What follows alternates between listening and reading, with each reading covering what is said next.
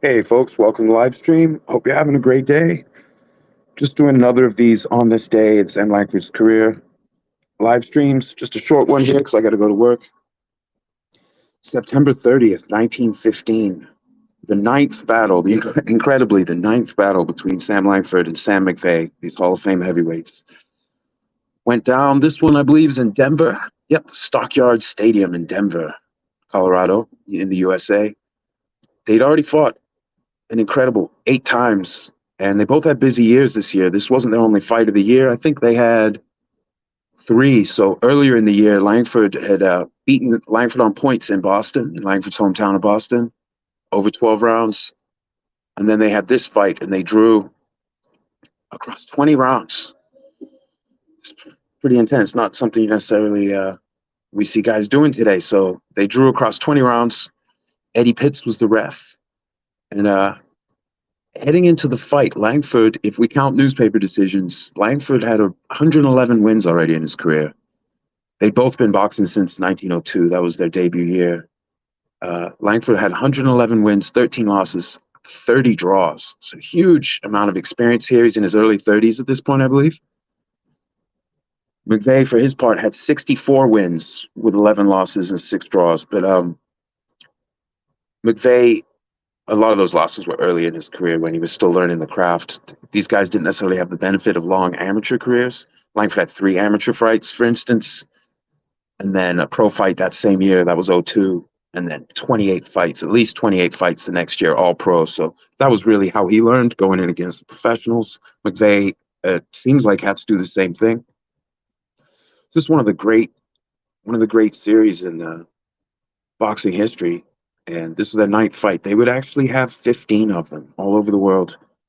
Their first battle was a 20-round draw in Paris, promoted by Hugh McIntosh. He had started a promotional company there. He's an Australian media magnate later, but I think at this time he was mostly just promoting. But he had promoted Langford's 1911 fight with Bill Lang in London, trying to break Lang out as the next big thing. Langford beat him. He then promotes Langford's first meeting with Sam McVea. This is Paris, April 1911. And then he promotes, 5 fights that they had in Australia beginning at the end of 1911. And then they fought 6 fights in Australia.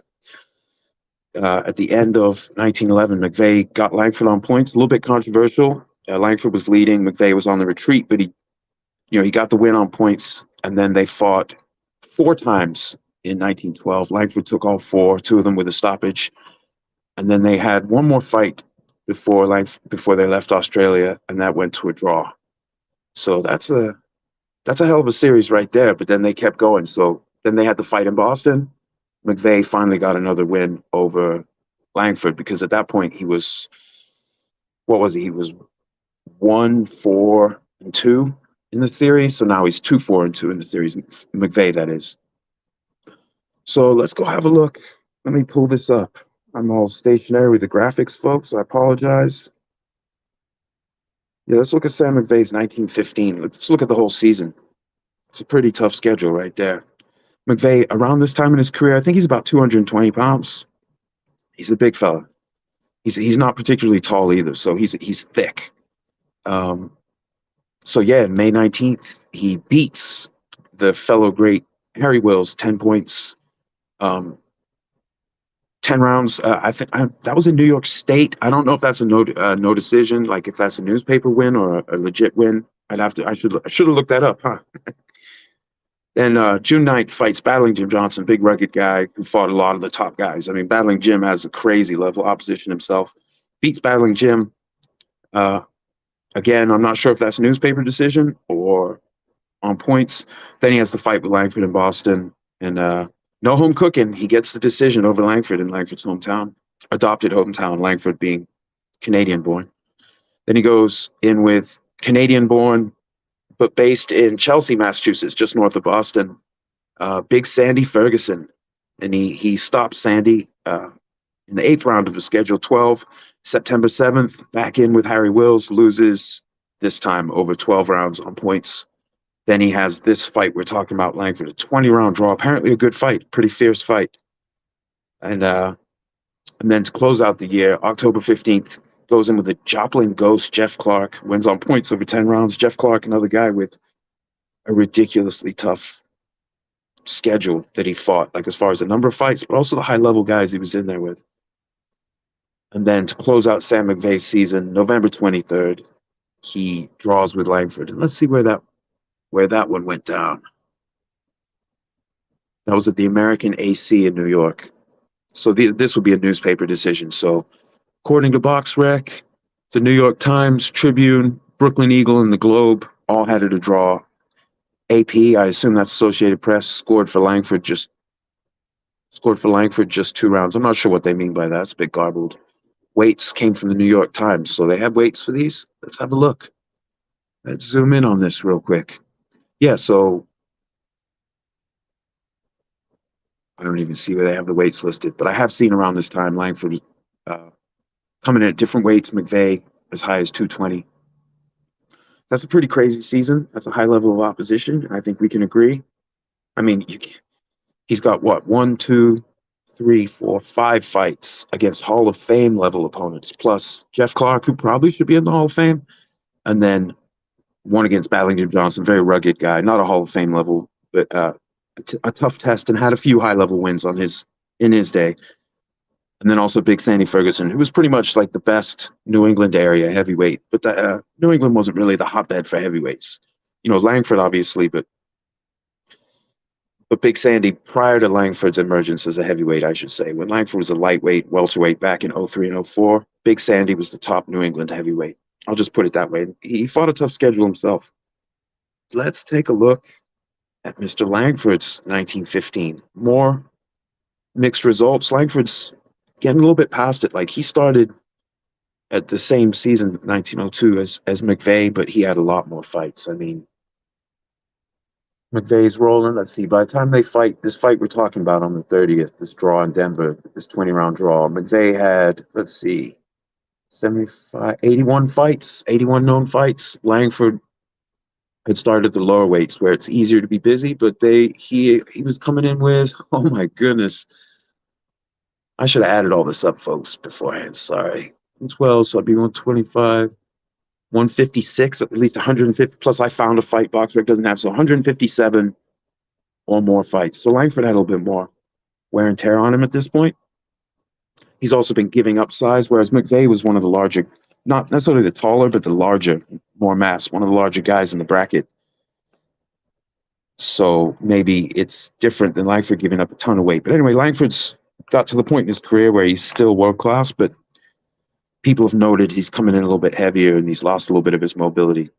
This isn't the Langford of mid-1917 onward, when Fulton bashed up one of his eyes so bad he got nerve damage, and then he's like really on the slide, like he slid. It's already by the mid-1917, but at this point, it's starting to add up. But he's also fighting a ridiculous schedule. Let's look at that schedule. Battling Jim Johnson, big, heavy dude. Langford's given up a lot of, even a slightly overweight Langford's given up considerable weight to Battling Jim, but he gets a newspaper decision over 10 rounds. Figure out where that happened.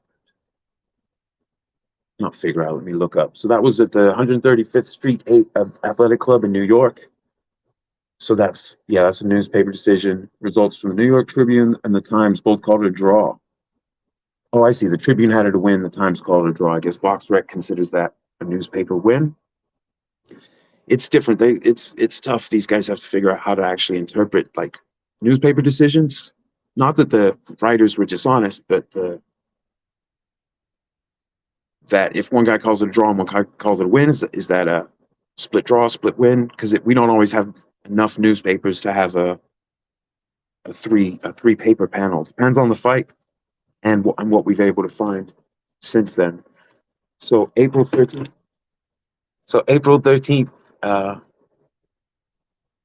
Langford goes in with the great Joe Jeanette and loses on points over 12 rounds in Boston. Again, losing at home. So, when we think about the old school, some people say, oh, it's all home cooking, or it's dishonest. There are high standards.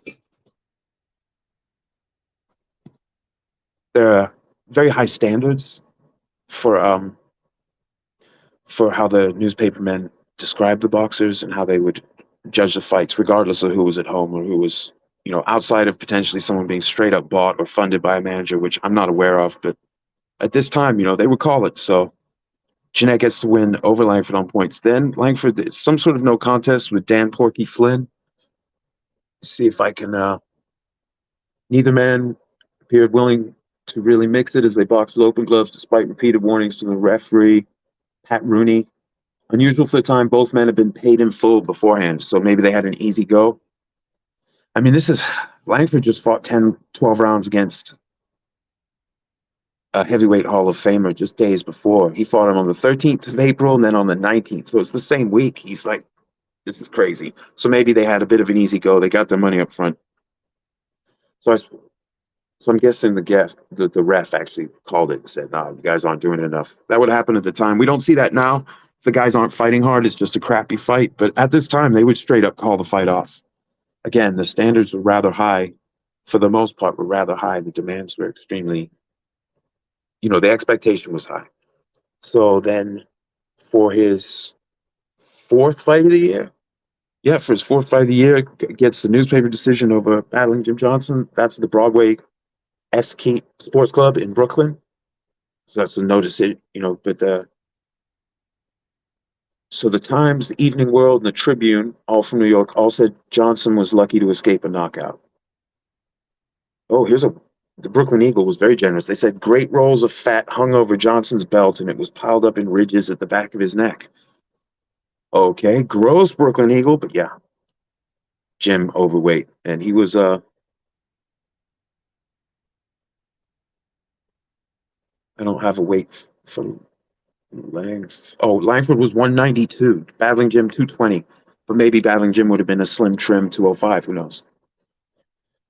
So then we get his June 29th battle with Sam McVea. This is the Atlas Athletic Club in Boston. I'm not sure which building that was in or which club that had been, because these clubs, the owners would change the names over time, depending on the political situation. I don't know if by 1950, I know this for the early century. I'm not sure by 1915.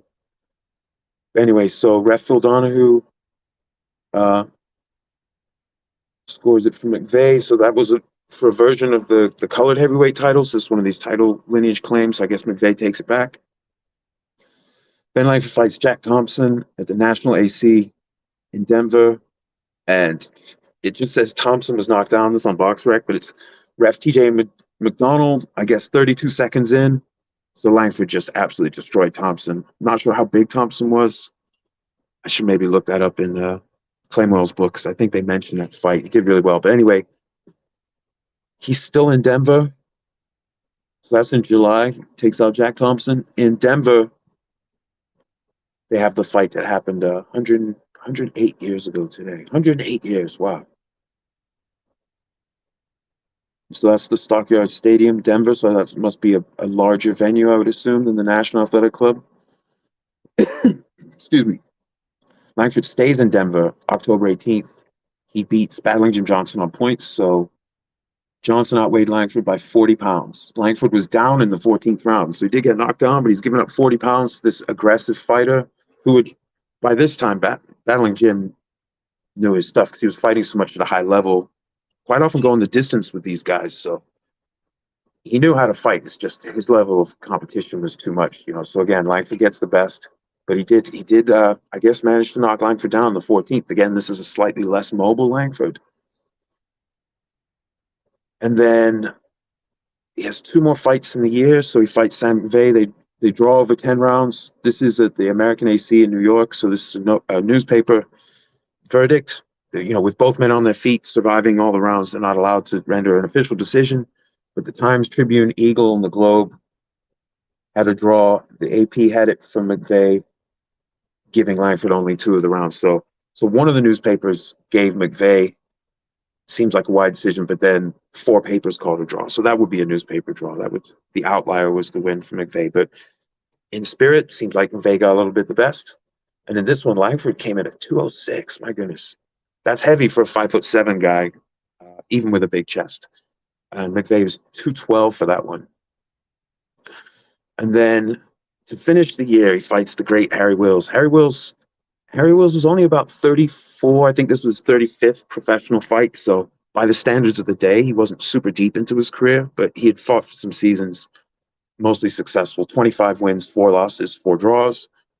And Wills was 205 pounds at this time. He was a tall fella, and he put on more weight as he got older and filled out.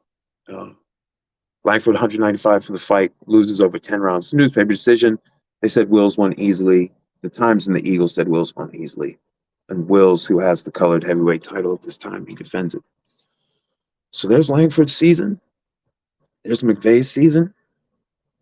Pretty crazy stuff. So this fight just one of an eventual 15. This is the 9th time they met. Most of those meetings so far in this rivalry happening in Australia. They went Paris, then Australia for 6 fights, Boston. Here they are fighting in Denver. And then by the end of the year,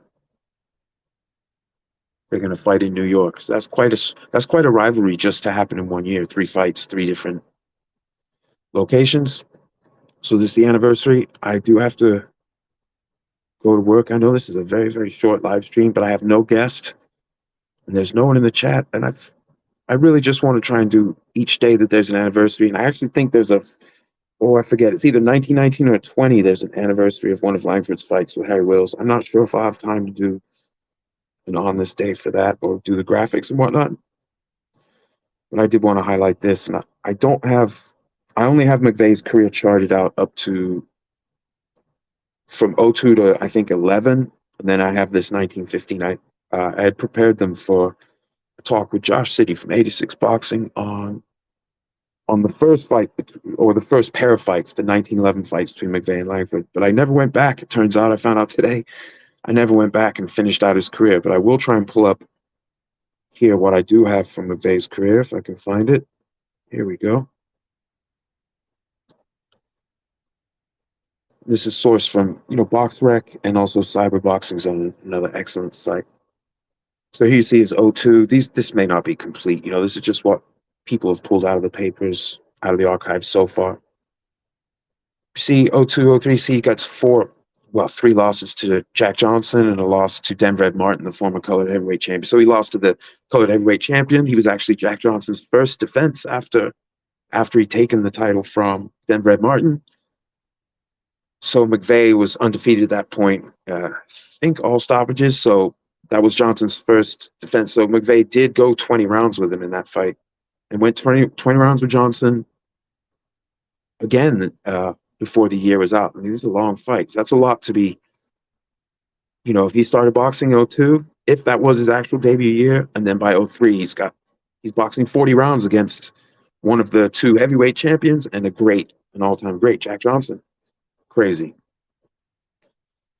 And I know he takes some time off. I think he gets disillusioned with the craft. I mean, you see with these losses, it wouldn't help his spirits. But then he hooks up with, I think he ends up with a different trainer or a different manager, but it gets him set up, and he also ends up going to Paris, where he's the idol of Paris. He's a superstar there, like a real celebrity.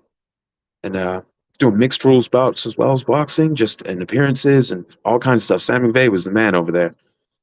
So when Langford went over to fight him in 1911, McVea was the real star. I mean, they were both stars, but McVea was the real hometown sort of favorite. But Langford, because he was doing the leading in the fight, the crowd sort of felt like he had gotten the best of it. Some of that may have to do with how different people bet as far as how they felt about the fight. That's the same today. I've been live at mixed rules at Bellator events for MMA, and I've been next to people who they're cheer or boo depending on how they bet the fight, and then what happens. They don't really care about the accuracy, but we're always trying to interpret just because the crowd thought he got the best and he was doing the leading doesn't mean that a judge would have actually done it that way. Someone who's supposedly impartial, or the ref at this time, I suppose. But anyway, moving through. So he does pick up another loss, but that's to the great Joe Jeanette. Now, 1908, you see McVea really turn it up, and lots of stoppages. Look at TKO, KO, KO, KO, KO, KO, KO, KO, KO, TKO, and then a draw with Fred Drummond at the end of the year. But That's quite a season. And this is the season that Jack Johnson has a fantastic season, and he wins the world title from Tom, unifies the colored heavyweight title with the world title at the end of '08 with Tommy Burns in Australia. So he had obviously a great 1908. Sam Langford had a fantastic 1908, which I'll pull up in a little bit. And I think, yep, Langford was undefeated in '08. So McVea was undefeated in '08. Johnson, I believe he was undefeated in 1908. So these are guys with crazy schedules, but there's enough people in the craft, enough places to fight that there's still tons of opponents for them, even if they're not always fighting each other.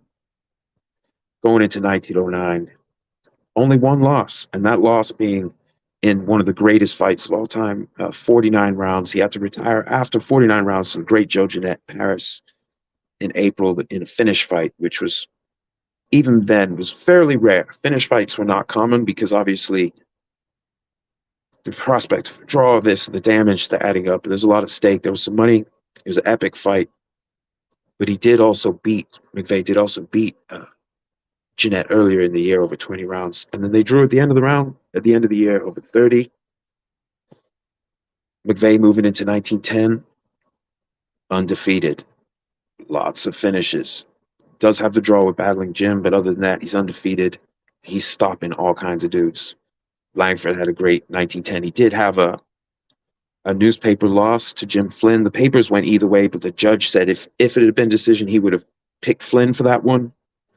So Langford had one setback, but he avenged it. He also thrashed Flynn 5 weeks after that. So otherwise, he had an undefeated 1910. McVea had an undefeated. So we're talking about some serious momentum for these guys. And then 1911. So that first meeting between Langford and McVea in Paris, the first meeting in their rivalry, that was an important fight.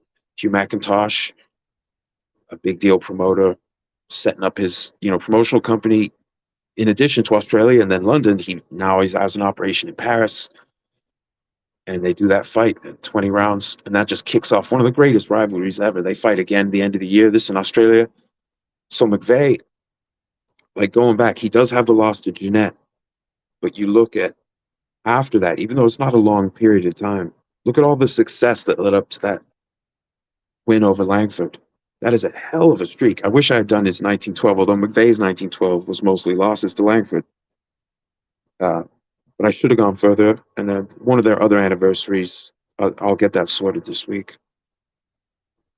So that would be Sam McVea's career leading up to the gap that's entirely my fault.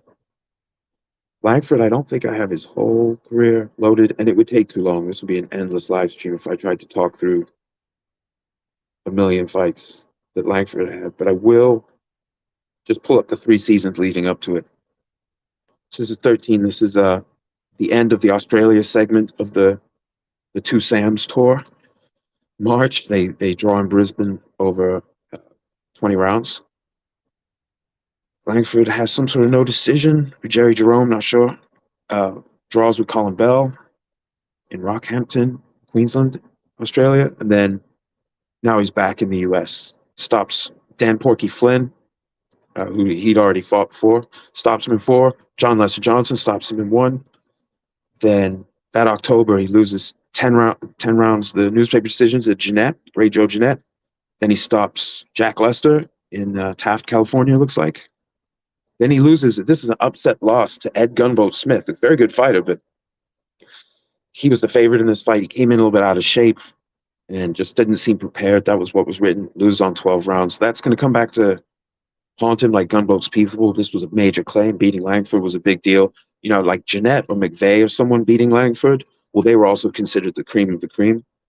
Gunboat, this punched him into like, oh, take this guy seriously. But also Langford didn't appreciate the ribbing for having lost and saying, oh, we're going to get that one back. And it does happen.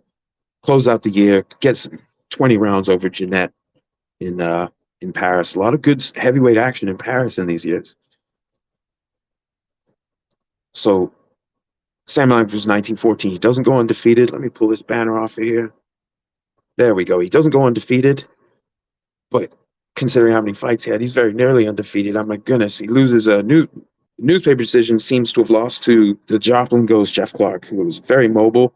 This was a time when Langford was starting to lose a little bit of his mobility. So That first time, uh, yeah, it didn't go his way. I guess he struggled with that. And I've read that Langford's people, they were concerned about the size of the ring when Langford would take on Jeff Clark. That's how good that dude was at moving around.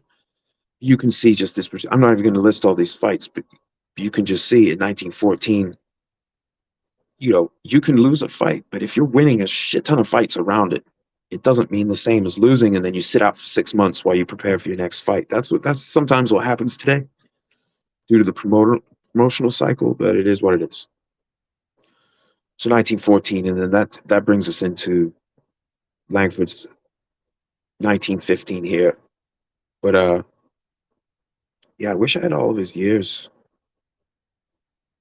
1915, of course, being the year Jack Johnson loses the heavyweight title. I don't think you can call him undisputed because after Johnson was his first title defense after beating Burns. He was contracted to fight Langford in London. That's May 1909. When that didn't happen, and he didn't signal any interest in defending the colored heavyweight title, which he had already held since '03, people were fighting for it. So to me, Johnson was he was the first undisputed, but he was of the gloved era, but he was only properly undisputed for maybe until he broke that contract for the May battle. So December to May, December 1908 to May 1909, Jack Johnson is the undisputed, the only champion, the absolute man. But then he breaks that contract. And, in the National Athletic Club, the London, was it athletic or sporting club? But they wanted to recognize Langford. They considered Johnson to have forfeited. This happened in Paris as well with the French. They considered that to be a forfeit when he wouldn't fight, and he's fighting these other guys who aren't on their level. So I mean, to others' perception, they considered these Langford, McVea, and Jeanette at different times to be the championship material because they were active, and this was the part of Johnson's career hadn't been very active. So this is obviously the year Johnson loses the title, but they're still in that tough schedule, and they've been kind of shafted for that, but they're fighting for the colored title, and that's being basically passed around because if you keep fighting at the top level, it can go wrong. So it changes hands. Now, following this year, you see Langford loses to Wills to close out the season. That's December 3rd.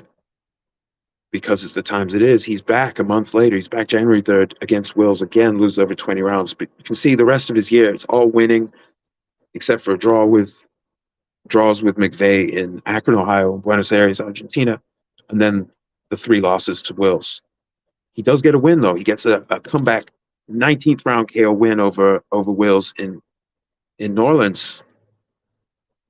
So he gets a win over the hometown guy in New Orleans, February 11th. But they're fighting so often, he can't just sit on that win.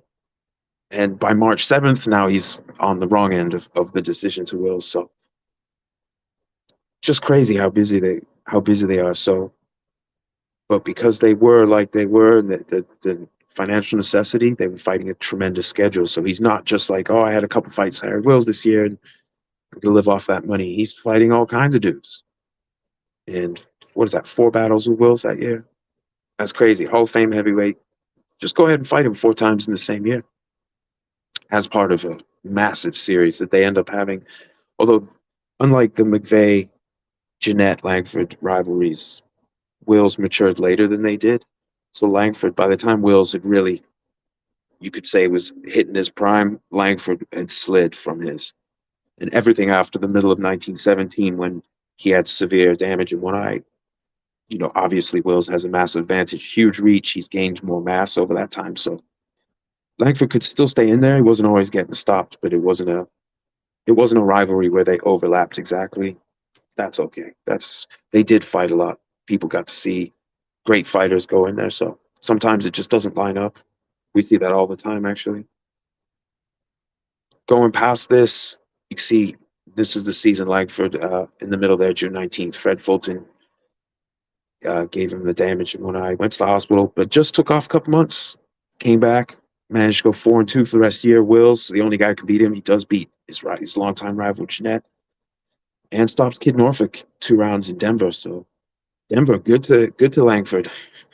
He's doing good over there in altitude, I assume, if it's in Denver. So pretty cool. And then Langford's career goes on and on and on to 26, but I'm not going to do that on this live stream. Otherwise, the length would be untenable to try and do something like this every day. Still figuring out exactly how to approach these folks. So, and I just talked about like dozens of fights that aren't this fight we were talking about. But Langford, they're a little bit younger, I think, in this. Langford there, I think that's from around 1911, 1912, and then I'm not sure when that photo of McVea is. I think that was maybe 1909. So a little bit older than that when they're fighting here. I'd have to double check. Don't quote me on that.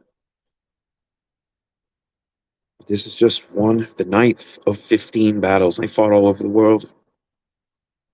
Like I said, like the momentum that they generated, in spite of sometimes losing a fight, the other fights they had, including high level ones, they could put on massive streaks that were just months long, but they were legit streaks.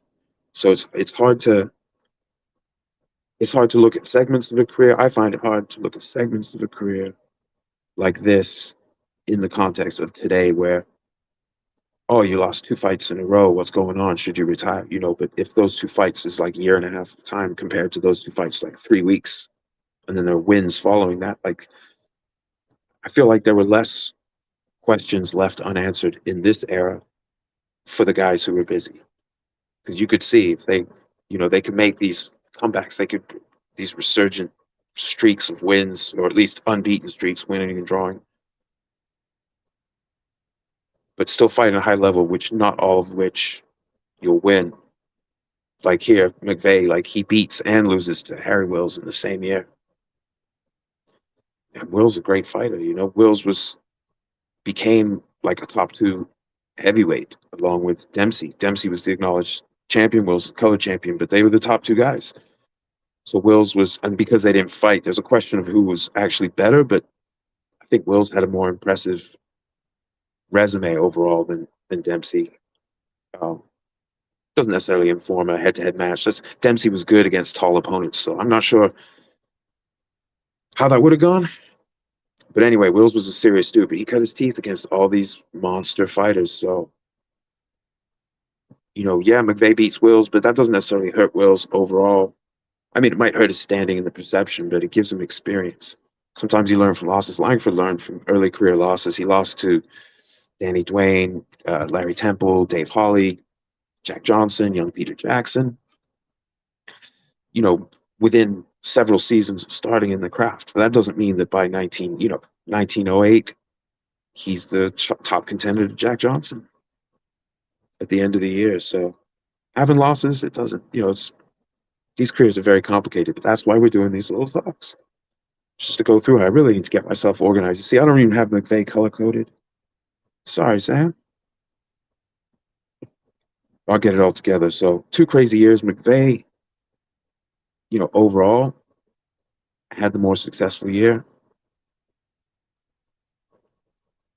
But they both put that work in. Yeah, this was a year where Langford didn't beat any of his Hall of Fame opponents, which is fairly rare for the overall arc of his career. Like, so this is, definitely a point where, he's breaking even with McVea. But of course, McVea's a Hall of Famer himself. So, it's like, if you think we can relate it to, rivalries of other great heavyweights, like Ali Frazier, that didn't go all one way either. And if, who knows if they'd fought 15 times across their whole careers, Ali Frazier, that would be something. That would take a lot out of them. That was short in their careers, which already didn't have that many fights in them. Well, compared to 150 plus fights like these guys, but pretty crazy stuff. We love to see these, in the Fury Wilder trilogy. I mean, that got better. That first fight wasn't very good. I'm sorry. The knockdown was cool, but the first, like, trying to score the first 4 rounds, like, they're hardly doing anything. How do you score it? People were excited about the fact that it happened, I think, but the actual fight, I didn't. I tried to rewatch it. I was like, no. But the rivalry got better, more entertaining. So it's not always the case that, oh, we should give up on this because it happened because high level guys didn't produce a masterpiece. That happens. There were some of the fights in the McVea Langford and the Jeanette Langford series weren't excited they reported is not very good. So not most of them, but it has happened. It's just how it goes sometimes. So I think we've run through this. I don't want to spend a whole lot of time just talking in circles. But thanks for joining. Just to once again, and I'm going to try and find something. If Langford had a fight on a given day in a given year between 1902 and 26, I'm going to try and do it. I don't think I'm going to have time to do the battle he had with Wills on the 30th. The anniversary, another anniversary. I think in 1919 or 1920.